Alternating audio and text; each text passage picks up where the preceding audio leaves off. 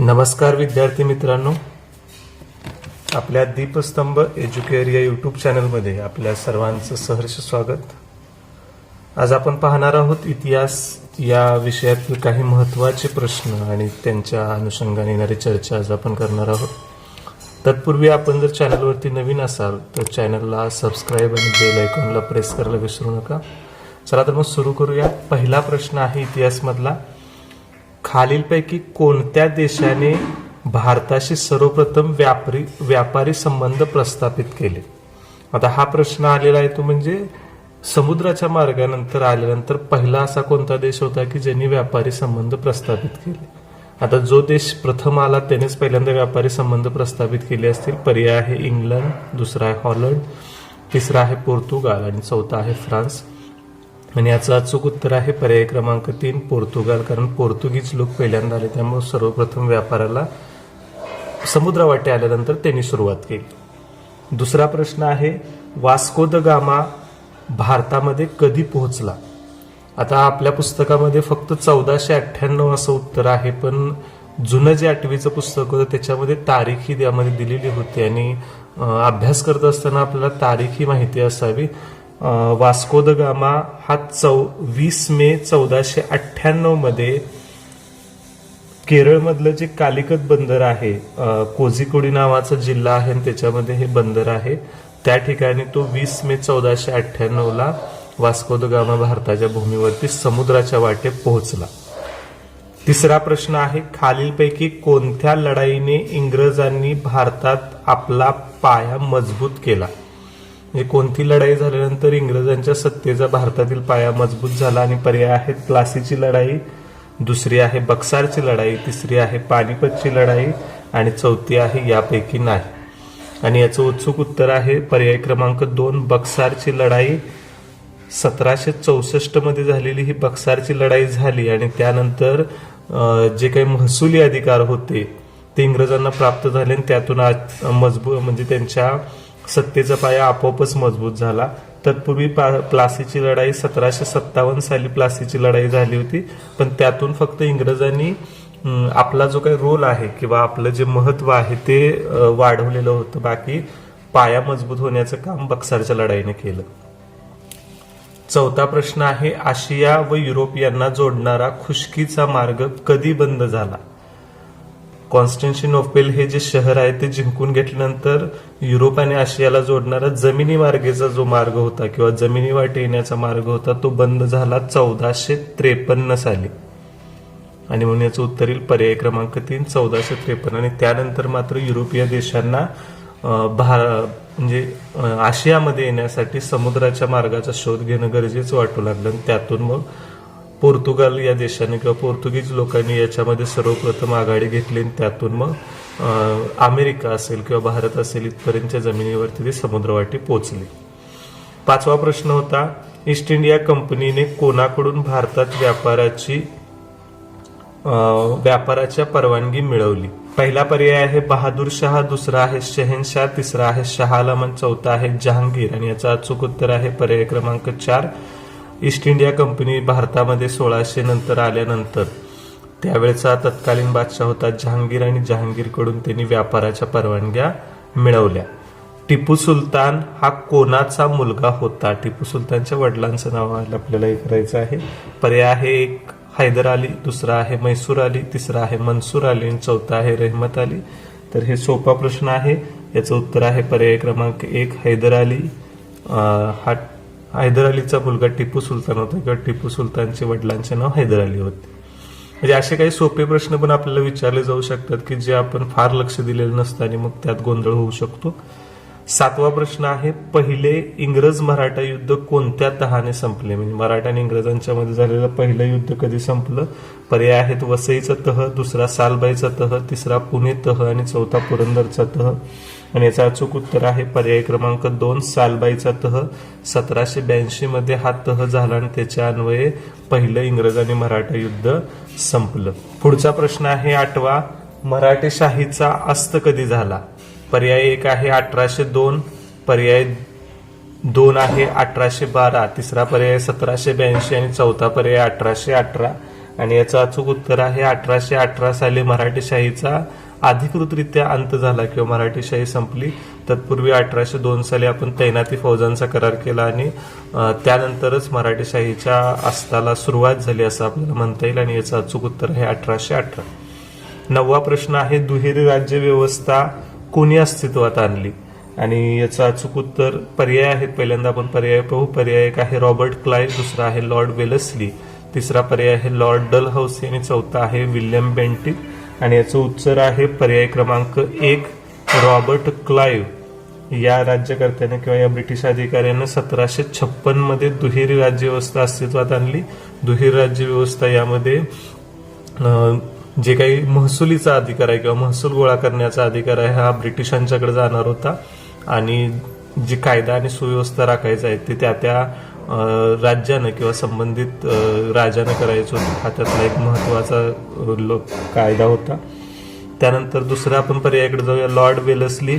तैनाती फौजांसाठी लॉर्ड वेलस्लीचं नाव घेतलं जातं. तैनाती फौज हा एक जो काही विचित्र प्रकार आपल्या देशामध्ये आणण्यात आला तो लॉर्ड वेलस्लीने आणला.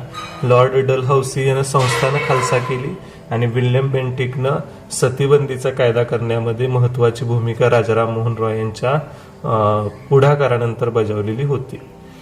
10वा प्रश्न आहे कोणत्या कायद्यानुसार बंगालचा गव्हर्नर हा गव्हर्नर जनरल झाला. म्हणजे बंगालचा गव्हर्नर हे पद होतं त्याऐवजी त्याला गव्हर्नर जनरल हे पद देण्यात आलं.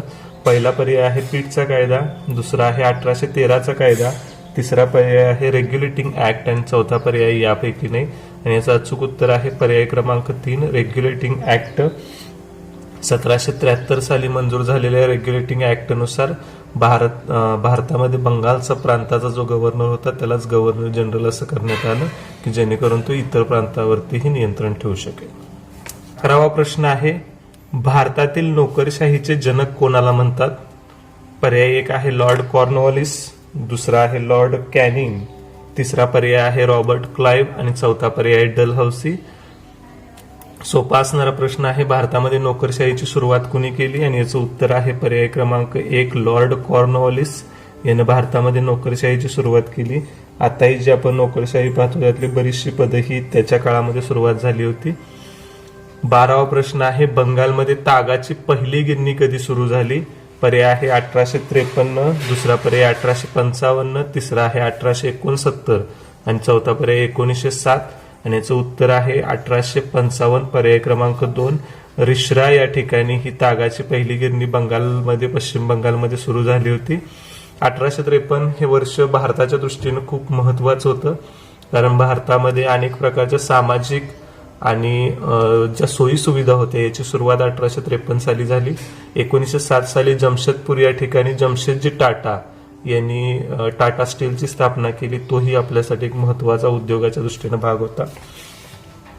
13वा प्रश्न आहे चेन्नई विद्यापीठाची स्थापना कधी झाली. पहिला पर्याय आहे 1858, दुसरा पर्याय 1857, तिसरा पर्याय 1856 आणि चौथा पर्याय 1853. आणि याचं अचूक उत्तर आहे 1857. या साली चेन्नई, मुंबई आणि कलकत्ता या 3 विद्यापीठांची स्थापना झाली. म्हणजे भारतातील सर्वात जुनी विद्यापीठ म्हणून या 3 विद्यापीठांची ओळख आहे. 14वा प्रश्न 1806 आता इथं अक्षरामध्ये दिलेला आहे. 1806 साली खालीलपैकी कोणत्या छावणीत सैनिकांनी उठाव केला. पहिला आहे बराकपूर, दुसरा पर्याय आहे मेरठ, तिसरा पर्याय आहे वेल्लोर आणि चौथा पर्याय आहे झाशी. आणि याचं अचूक उत्तर आहे पर्याय क्रमांक 3 वेल्लोर या ठिकाणी 1806 साली सैनिकांनी छावणीमध्ये उठाव केला. म्हणजे 1857च्या उठावापूर्वी सुद्धा काही ठिकाणी छोट्या मोठ्या प्रमाणामध्ये हे उठाव सैनिकांच्या मध्ये पण होत होते पण ते उठाव आहेत ते दडपले जात होते. वेल्लोर बरोबरच बराकपूरच्या छावणीमध्ये सुद्धा 1824 साली सुद्धा एक उठाव झालेला होता की जो तात्पुरत्या स्वरूपाचा होता. त्यानंतर मग 1857चा उठाव झाल्यानंतर मेरठच्या छावणीमध्ये पुन्हा उठाव झाला. 15वा प्रश्न आहे टिंबटिंब याने भारतात इंग्रजी शिक्षणाचा पाया घातला. पर्याय क्रमांक 1 लॉर्ड कर्झन, दुसरा पर्याय लॉर्ड मेकॉले, तिसरा पर्याय लॉर्ड रिपन आणि चौथा पर्याय लॉर्ड मिंटो. आणि याचं अचूक उत्तर आहे पर्याय क्रमांक 2 लॉर्ड मेकॉलेच्या साह्यानं किंवा लॉर्ड मेकॉलेनं भारतात इंग्रजी शिक्षणाचा पाया घातला. 1835 साली त्यानं भारतामध्ये इंग्रजी शिक्षणाची सोय केली आणि त्याच्यानंतर भारतामध्ये शिक्षणाला अधिकृतरित्या सुरुवात झाली. 16वा प्रश्न आहे 1857च्या उठावापूर्वी ओडिसातील टिंबटिंब लोकांनी उठाव केला. तर 1857च्या उठावापूर्वी सुद्धा छोटे मोठे उठाव अनेक प्रकारचे झालेले होते आणि त्यानंतर ते उठाव आहे ते 1857च्या लढ्यासाठी प्रेरणा ठरले होते. पर्याय पाहूया आपण. 1 आहे संताळ, 2 आहे रामोशी, 3 आहे गोंड आणि 4 आहे कोलाम. तर याचं अचूक उत्तर आहे 1857च्या उठावापूर्वी ओडिसातील गोंड लावाच्या लोकांनी उठाव केला होता. ही एक जमात आहे आणि त्यांनी उठाव केलेला होता. बिहारमध्ये संथाळांनी उठाव केला होता. हे बिहार राज्यातला उठाव आहे. रामोशी लोकांनी आपल्याला माहिती आहे महाराष्ट्रामधली ही जमात आहे, महाराष्ट्रामध्ये उठाव केलेला होता. आणि कोलाम हा छोटा नागपूर परिसरातील जमात आहे. यांनी सुद्धा 1857च्या उठावापूर्वी छोट्या मोठ्या प्रमाणामध्ये उठाव केलेले होते. त्यानंतरचा पुढचा प्रश्न आहे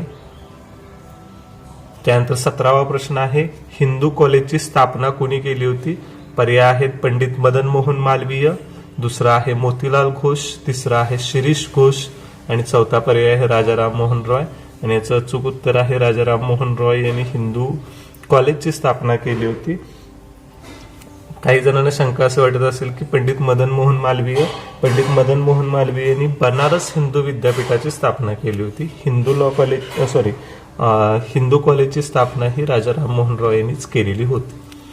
पुढचा प्रश्न आहे 18वा. खालीलपैकी कोणते पुस्तक महात्मा फुले यांनी लिहिलेले नाही असं विचारलेलं आहे. पहिला आहे तृतीय रत्न, दुसरा आहे स्त्री पुरुष तुलना, तिसरा आहे गुलामगिरी आणि चौथा आहे इशारा. तर याचं अचूक उत्तर आहे पर्याय क्रमांक 2 स्त्री पुरुष तुलना नावाचं पुस्तक आहे ते त्यांनी लिहिलं नव्हतं, तर ते ताराबाई शिंदे या स्त्रीने लिहिलं होतं.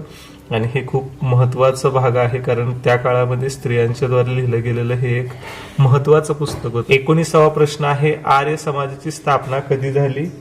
आणि याचे पर्याय आहेत 1875, दुसरा आहे 1873, तिसरा आहे 1897, चौथा आहे 1893 आणि याचं अचूक उत्तर आहे 1875 साली आर्य समाजाची स्थापना झाली.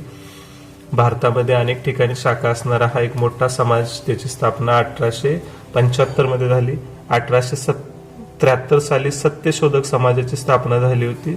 सत्यशोधक समाज ज्याची स्थापना महात्मा ज्योतिबा फुले यांनी केलेली होती ती 1873ला. 1897 मध्ये स्वामी विवेकानंदांनी रामकृष्ण मिशन याची स्थापना केली होती. आणि 1893ला कशाची स्थापना झाली नव्हती तर यावेळेला स्वामी विवेकानंद अमेरिकेमध्ये भरलेल्या शिकागोच्या धर्म परिषदेसाठी गेलेले होते. 20वा प्रश्न देवदासी प्रथेविरुद्ध मुंबईत कोणी परिषद भरवली. पर्याय आहेत महर्षी धोंडो केशव कर्वे, गोपाळ गणेश आगरकर, महर्षी विठ्ठलरामजी शिंदे आणि वीरेश लिंगम पंतलू. आणि याचं अचूक उत्तर आहे महर्षी विठ्ठलरामजी शिंदे यांनी देवदासी प्रथेविरुद्ध मुंबई या ठिकाणी परिषद भरवली होती. 21वा प्रश्न राष्ट्रीय स्वयंसेवक संघाची स्थापना कुठे झाली. सोपा असणारा प्रश्न आहे. पर्याय 1 नागपूर, 2 पुणे, 3 मुंबई आणि 4 दिल्ली. आणि याचं अचूक उत्तर आहे नागपूर या ठिकाणी 1925 मध्ये राष्ट्रीय स्वयंसेवक संघाची स्थापना झाली. डॉक्टर केशव बळीराम हेडगेवार यांनी राष्ट्रीय स्वयंसेवक संघाची स्थापना केली. स्वातंत्र्याच्या पूर्वी स्थापन झालेला हा संघ किंवा ही संस्था आजही कार्यरत आहे. 22वा प्रश्न आहे प्रभाकर या वृत्तपत्राची सुरुवात कुणी केली. पर्याय 1 आहे विष्णूशास्त्री जांभेकर, दुसरा आहे लोकहितवादी, तिसरा आहे शिरीष घोष आणि डॉक्टर बाबासाहेब आंबेडकर.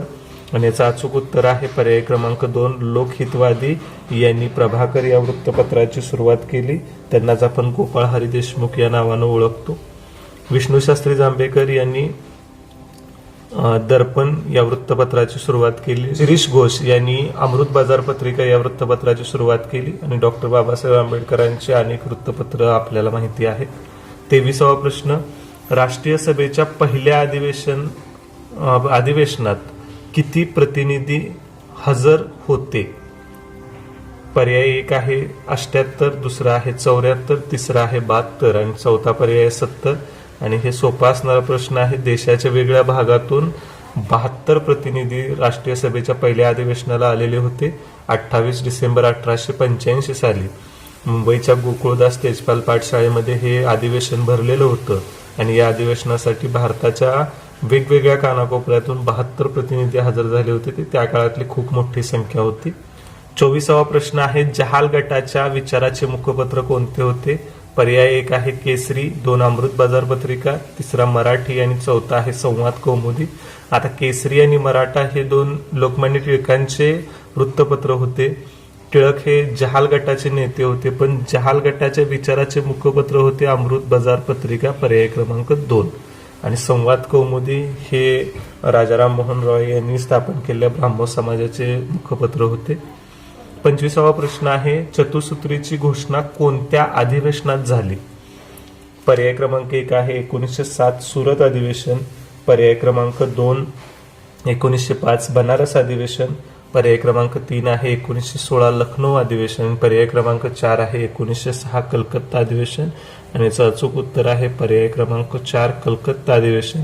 या अधिवेशनाचे अध्यक्ष होते दादाभाई नौरोजी आणि यांनीच 1906च्या या कलकत्ता अधिवेशनामध्ये स्वराज्य, स्वदेशी, राष्ट्रीय शिक्षण आणि बहिष्कार या 4 चतुसूत्रीची घोषणा केली आणि हे भारताच्या इतिहासातलं एक महत्वाचं अधिवेशन होतं. 26वा प्रश्न आहे खालीलपैकी कोणाच्या उत्तेजनामुळे मुस्लिम लीगची स्थापना झाली? पर्याय एक आहे लॉर्ड मिंटो, दुसरा आहे लॉर्ड कर्झन, तिसरा आहे ॲलन ह्यूम आणि चौथा पर्याय आगा खान. आणि याचं अचूक उत्तर आहे मुस्लिम लीगची स्थापना होण्यापाठीमागे लॉर्ड मिंटो नावाचा ब्रिटिश अधिकारी कारणीभूत होता. कारण राष्ट्रीय सभेचं महत्व वाढू नये या दृष्टिकोनातून फोडा आणि राज्य करा या तत्वाला धरून इंग्रजांनी मुस्लिम नेत्यांना एकत्रित करून त्यांच्याद्वारे मुस्लिम लीगची स्थापना 1906 साली केली. त्याच्यामध्ये आगा खान आघाडीवरती होते. 27वा प्रश्न आहे राष्ट्रीय सभा व मुस्लिम लीग यांच्या समेटाला काय म्हणतात? पहिला पर्याय आहे बनारस करार, दुसरा आहे कलकत्ता करार, तिसरा आहे लखनौ करार आणि चौथा पर्याय आहे ऐक्य करार. आणि याचं अचूक उत्तर आहे पर्याय क्रमांक 3 लखनौ करार. 1916 साली लखनौला झालेल्या अधिवेशनामध्ये लोकमान्य टिळक यांच्या पुढाकारानंतर मुस्लिम लीग आणि राष्ट्रीय सभा हे एकाच प्रश्नासाठी भांडत असल्यामुळे त्यांनी एकत्र यावं आणि त्यातून त्या दोघांच्या मध्ये म्हणजे दोन्ही संस्थांच्या मध्ये समेट झाला आणि याला लखनौ करार असं म्हटलं जातं. 28वा प्रश्न गांधीजींनी भारतात केलेला पहिला यशस्वी लढा कोणता? गांधीजी 1915ला भारतात आले आणि त्याच्यानंतर त्यांनी केलेला पहिला यशस्वी लढा पहिला पर्याय खेडा सत्याग्रह, दुसरा आहे चंपारण्याचा लढा, तिसरा पर्याय आहे अहमदाबाद लढा आणि चौथा पर्याय यापैकी नाही. खेडा, चंपारण्य आणि अहमदाबाद तिन्ही लढे गांधीजींनी यशस्वी करून दाखवले होते, पण पहिला लढा त्यांनी केला होता तो म्हणजे चंपारण्यातला लढा. 1917 साली बिहारमधल्या चंपारण्य या भागामध्ये शेतकऱ्यांच्या प्रश्नासाठी त्यांनी तो यशस्वी लढा करून दाखवला. त्यानंतर खेडा आणि त्यानंतर अहमदाबादचा लढा त्यांनी यशस्वी केलेला होता. 29वा प्रश्न आहे जालियनवाला बाग हत्याकांडामागे कोणती घटना जबाबदार होती? जालियनवाला बाग हत्याकांड घडला त्याच्या पाठीमागे कारण काय होतं किंवा का तिथं तशा पद्धतीचं गोळीबार करण्यात आला? पहिला पर्याय आहे टिळकांचा मृत्यू, दुसरा आहे बंगालची फाळणी, तिसरा आहे चौरी चौऱ्याची घटना आणि चौथा पर्याय आहे रौलट कायदा. तर याचं अचूक उत्तर आहे पर्याय क्रमांक 4 रौलट कायदा. 1919 साली झालेल्या या रौलट कायद्याच्या निषेधार्थ अनेक ठिकाणी संप, रॅली, मोर्चे काढण्यात आले आणि त्याच्याच भागातून अमृतसर या ठिकाणी संचारबंदी किंवा सभाबंदीचा हुकूम लागलेला होता आणि त्यातून ज्या वेळेला जालियनवाला बाग या ठिकाणी बैसाखीच्या सणासाठी लोक एकत्र जमले आणि त्यावेळेला ही घटना किंवा भारतातला हा एक दुर्दैवी हत्याकांड त्या काळामध्ये 13 एप्रिल 1919ला घडला. आणि शेवटचा प्रश्न यातला 30वा जालियनवाला बाग हत्याकांड याला कोण जबाबदार होते? पर्याय एक आहे जनरल डायर, दुसरा आहे मायकल ओडवायर, तिसरा आहे जॉन मायसन आणि चौथा पर्याय आहे यापैकी नाही. तर याचं अचूक उत्तर आहे मायकल ओडवायर. आता याच्यासाठी 2 अधिकारी जबाबदार होते, एक जनरल डायर आणि दुसरा मायकल ओडवायर. पण मायकल ओडवायर हे उत्तर बरोबर आहे कारण तो तिथला गव्हर्नर, पंजाब प्रांताचा तो गव्हर्नर होता आणि त्यानं गोळीबाराचा आदेश दिला होता. जनरल डायर हा पोलीस अधिकारी होता. प्रत्यक्ष गोळीबार जनरल डायरच्या उपस्थितीमध्ये झाला पण मायकल ओडवायर त्याला जबाबदार होता. अशा तऱ्हेनं हे होते इतिहास या विषयातील काही महत्त्वाचे प्रश्न. आणखी अशाच पद्धतीच्या प्रश्नांसाठी माझ्या चॅनलला नक्की सबस्क्राईब करा. भेटूया नवीन व्हिडिओमध्ये. धन्यवाद.